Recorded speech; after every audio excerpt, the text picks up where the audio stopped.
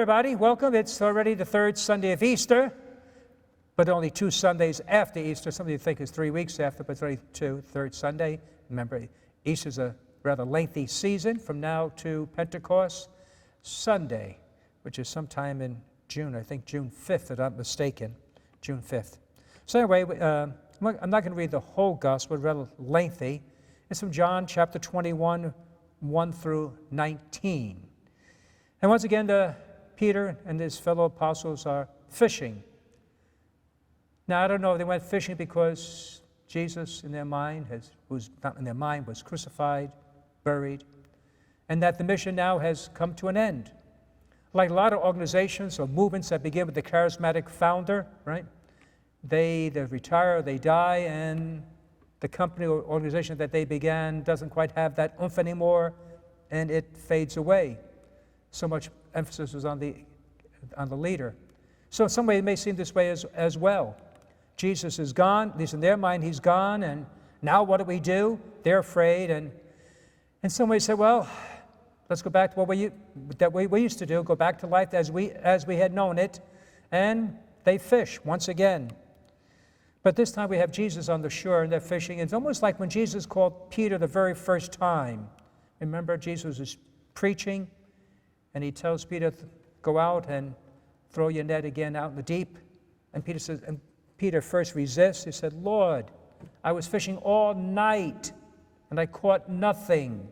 We washed the nets. I'm tired. I'm exhausted. I just want to go home and rest. But he could tell by Jesus, maybe how Jesus looked, his eyes, the tone of his voice, and he realized Jesus was serious. And I said, okay, Lord, if you say so, all right, I'll do it. And so he catches a huge amount of fish. So this is quite similar once again here. Once again, they're fishing, and again, they're caught nothing, and Jesus on the shore. They don't recognize him. They see this figure, this man, but they're not sure who it is. And funny, he goes, children, which is a rather odd term to use to grown-ups. We're like, hey, kids, you catch anything? No luck? Toss your fish on the other side of the boat, the right side of the boat. Now, I've read 2 explanations of this. One, it's a miraculous catch of fish because it caught, 153 fish, quite a huge amount. And so that was quite surprising.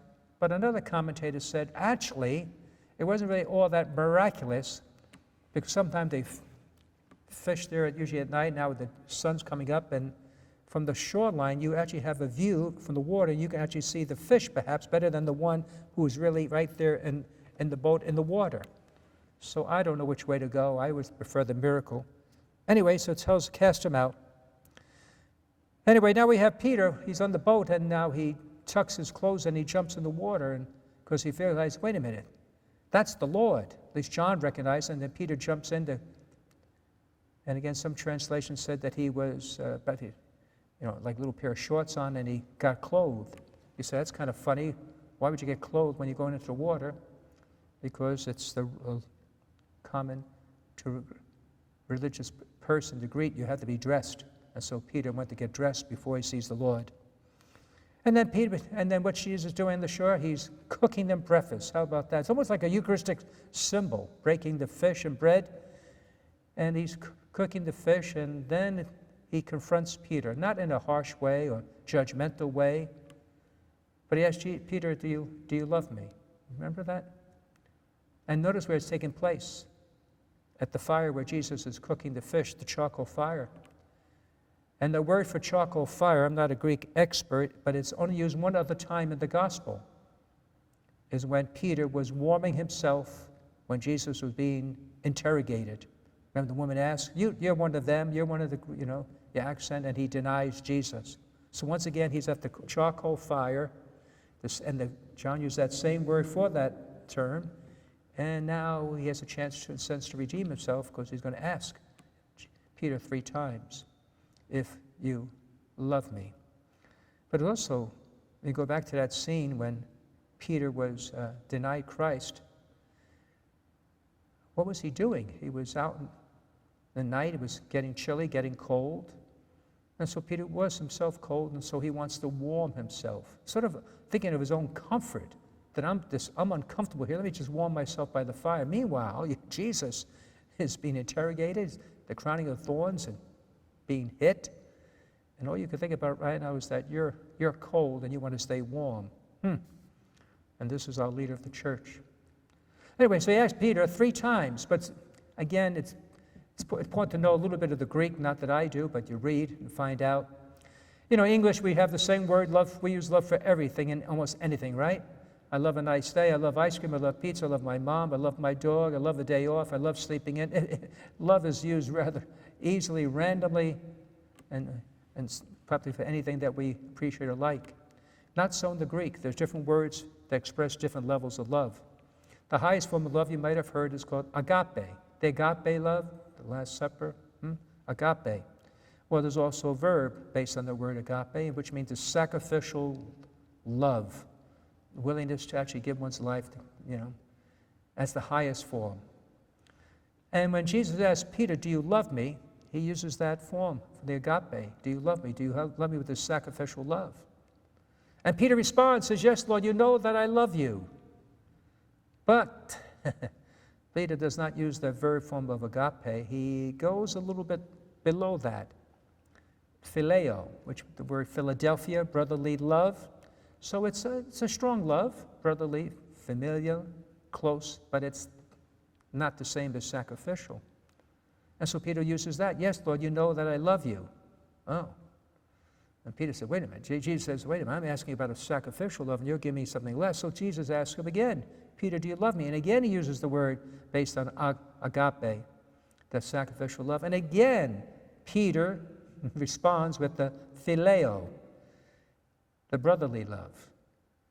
And so Jesus asks the 3rd time, Peter, do you love me? But this time, Jesus does not use the agape form, but phileo. And then Peter says, yes, Lord, you know that I love you. So I was struck by this, how seemingly Jesus, who really was hoping that Peter would give him this, all his love, but Peter at that time couldn't, or maybe realized, how can I say I would sacrifice myself for you when just a couple of days ago, right, I denied you. So Jesus, I think, felt, okay, this is what I want, but you're not able or at this time to offer that. I'll take what I can get. Give you something to work with. And so he takes that, because you see what happens. Peter will be sacrificial, right? He will give his life for Jesus. He will die for him. And so that's what we have there. And now, it's easy to say you love somebody, but it has to be some sort of action behind it. And Jesus throughout that time says, tend my sheep or feed my sheep, right? So it has to be an action. Just can't say things, Anybody can say a word or a phrase, I love you, but you got to prove it. And so he now says, okay, since you love me, then I want you to feed my sheep. And really challenges us too. What sheep am I tending? Who am I caring for? It's great for your family, but charity begins at home, but it doesn't end there. We have to help others. And Jesus sort of tells them how he's going to die. He says, well, when you get older, whatever in time, that you're not going to be able, people are going to take you against your will. And you will, give your life for me. And he did. And that he did. So let's see that. It's funny that Peter did give his life. St. Jerome tells us, it's not in the scripture how Peter died, so this is St. Jerome. He records it. Simon Peter, the son of John, pushed on to Rome in the 2nd year of Claudius to overthrow Simon Magus, and held the sacerdotal chair there for 25 years until the last. That is the 14th year of Nero.